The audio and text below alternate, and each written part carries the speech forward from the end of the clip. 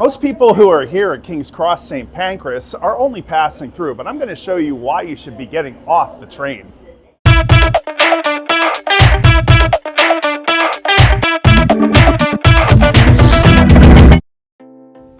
Every once in a while when I do my videos, I'll stumble across some completely unexpected and amazing things.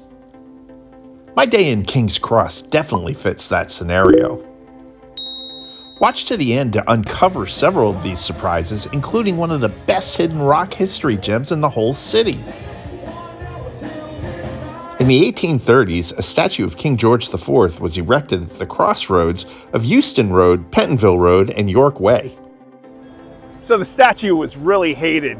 It had shoddy workmanship and it bared very little resemblance to King George, so it only lasted for 12 years before they removed it. However, that statue did give this area the name King's Cross. As you stroll around the areas, the most obvious things you'll see are two very large transport buildings. That's St. Pancras International, that is King's Cross. The tube stop runs beneath both buildings and is called King's Cross St. Pancras. So why are there two huge rail stations right next to one another? Well, there's a typically long, convoluted explanation of London's history of merged and privatized rail lines. I put a nice article in the video details if you want to read more. Let's check out King's Cross first. The impressive concourse was built in 2012 with a ceiling that reminds me of the nearby British Museum. Below ground, 6 of the 11 tube lines stop at this station, making it the most used station on the system. And above ground, this is the main hub for England and Scotland's northeast train lines. There's even a decent-sized Christmas market outside the station in December. And this is platforms 9 and 10, where you catch the Hogwarts Express. The cart going through the wall used to be on the platform, but it was moved to the new concourse and turned to an expensive but popular tourist trap. And next to the photo op is a pretty large Harry Potter souvenir store. There are several Harry Potter sites all around London, but this is probably the most popular. Interestingly enough, all of the Harry Potter exterior shots at King's Cross Station are not actually done there, but they're done next door at St. Pancras International. And when you see the exterior of St. Pancras, you understand why. Originally, this was the Midland Grand Hotel, opening in 1873. But this stunning Italian Gothic-style building has been the London Renaissance Hotel since 2005. And the Spice Girls saw to it that the inside of the hotel is just as famous as the outside.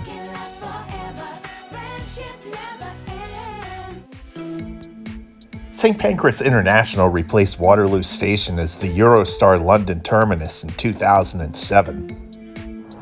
The train to Paris only takes about 2 hours and 20 minutes, so even if you're only in London for a few days, you can easily take a trip down to the City of Lights. This is also where you catch the train to Brussels, Amsterdam, Germany, and several other European stops. So a Harry Potter experience or a trip to Paris is reason enough to come here, but as I mentioned before, there are a lot of really cool sites right outside the stations. Like this interesting building. We're pretty well inland here at King's Cross, but here you see a lighthouse. You'll get a lot of different stories of what it is and why it's here. Some say that because it was an old oyster house, it's like a lighthouse prop, give it a nautical theme. Others think it's an old repurposed Helter Skelter, and I'll show you a side-by-side picture so you can decide for yourself. Either way, it's an unusual sight in this setting that's enhanced even more by the rumor that there's a secret stairway under the building that leads to an abandoned tube platform. I'm pretty sure the current tenants will know the story. So this is Chris. Hey Chris, what do you know about the secret passage to the old train platforms downstairs? Absolutely nothing. If it was going to be anywhere, it would be at the station. I guess it'll stay a mystery. So let's see what's next to St. Pancras Station. So So unless you're a bibliophile or some kind of intellectual, you might be wondering, why would I want to go to the British Library? Well, it's actually a pretty good attraction. You can get some really nice photos both outside and inside the library. But the real attraction is their incredible collection of historical artifacts. Some of the priceless treasures you can see are an actual copy of Chaucer's Canterbury Tales, an original page from the medieval epic Beowulf, handwritten Beatles lyrics, the Magna Carta, Shakespeare's Folio, and much, much more. So as you can see, this place is definitely worth a visit, especially if you got a little time before the train departs. So of course a large transport hub like this is going to have a lot of food, drink, and entertainment options near. I'm going to take you around and show you a few of them. If you want to listen to some amazing jazz, head down to St. Chad's Place to a cozy little bar called Jamboree. Or enjoy the retro vibe and the playful cocktails from Simmons Bar. You really can't beat their 2-for-1 happy hour. Ali, why don't you tell me why somebody would want to come to Simmons? So, if you're into the whole retro kind of style with awesome music that you can have a good little boogie with and tons of awesome cocktails, Simmons is the place for you.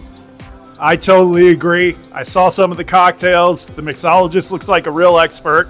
The vibe in this place is fantastic. Thanks, Ali. You're very welcome. If you're looking for a bite to eat, head to the corner of York Way and Caledonia Street. And get some great modern British cuisine here at the Fellow. The Fellow is pretty impressive.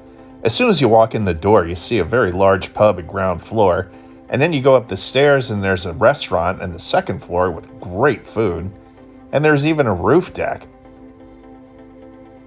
Proper dress is required. So you can see there's plenty of places in the area to eat or drink. Or catch an up-and-coming London band here at Water Rats, one of London's most excellent rock clubs. I intended just to take my video shot and maybe have a pint, but the band was there and they said that they were about to go on and invited me to come in and watch them play. Man, I'm glad I did. Suspect the Birds was the opening band that night, and I didn't have any expectations, but man, they were really good. I strongly suggest you check them out.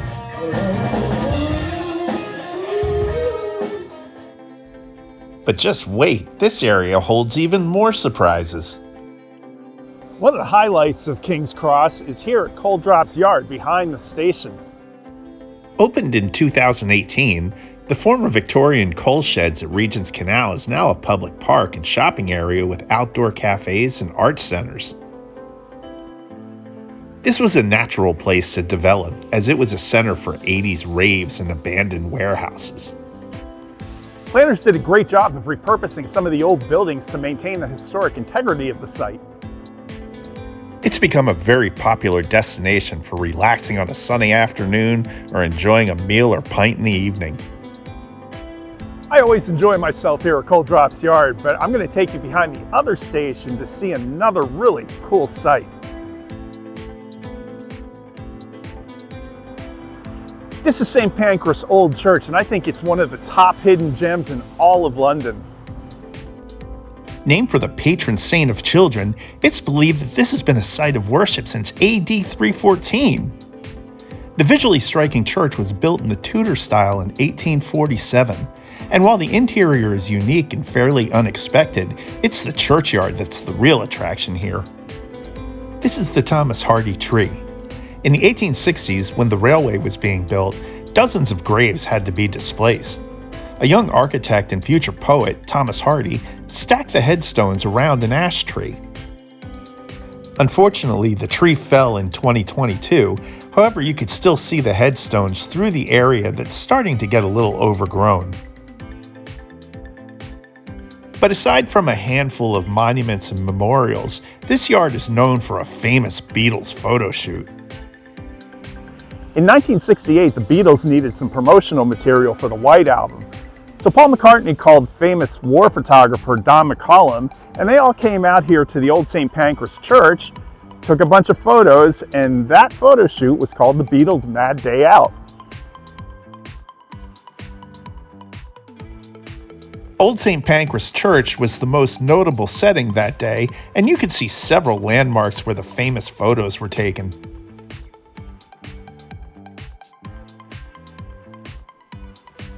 All right, on to our last stop. So this is the Rocket. This is one of the first places I ever got a pint here in London.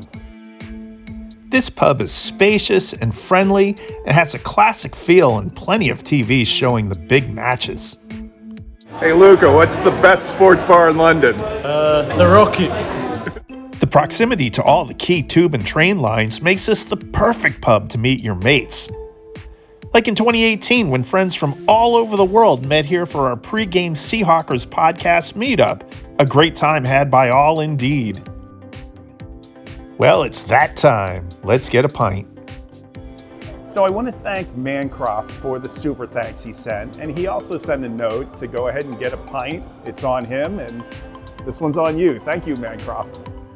So aside from that, please keep your likes, subscribes, and shares coming, and also your comments. I read and answer every one of them, and I appreciate all of you.